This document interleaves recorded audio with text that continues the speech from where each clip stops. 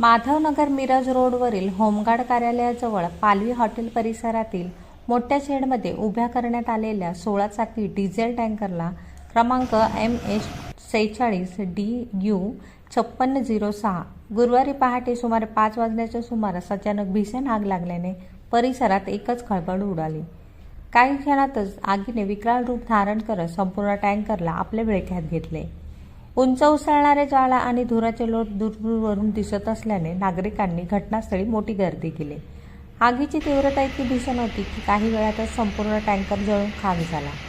घटनेची माहिती नागरिकांनी गुरुवारी पहाटे 4:50 अग्निशमन दलाने दिली। त्यानंतर मिरज येथून 2 आणि सांगली येथून 1 अशा 3 अग्निशमन दलाच्या गाड्या तातडीने घटनास्थळी दाखल झाल्या। शेडमध्ये उभ्या असलेल्या टँकरला लागलेल्या आगीमुळे परिस्थिती गंभीर बनली होती। तब्बल 2 तास अग्निशमन दलाच्या जवानांनी अथक परिश्रम घेत आगीवर नियंत्रण मिळवले। त्यामुळे आग शेजारील परिसरात पसरून मोठी दुर्घटना टळली। या भीषण आगीत 16 चाकी डिझेल टँकर पूर्णपणे जळून खाक झाला असून लाखो रुपयांचे नुकसान झाल्याची माहिती अग्निशमन दलाने दिली।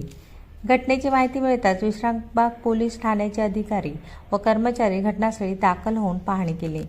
अग्निशमन दलाचे प्रमुख रोहित मस्के यांच्या मार्गदर्शनाखाली सागर भातमारे, रोहित तासगावकर, अहमद अली शेख, संतोष हाके, विक्रम कोरे, बिराप्पा हिंचगिरी आणि विशाल रसाळ या जवानांनी जीवाची पर्वा न करता आगीशी 2 तास झुंज देत ज्वालांवर नियंत्रण मिळवले। त्यांच्या तत्पर आणि धाडसी कामगिरीमुळे मोठी अनर्थकारी दुर्घटना टळली। आगीचे नेमके कारण अद्याप स्पष्ट झाले नसून त्याबाबत पुढील तपास सुरू आहे।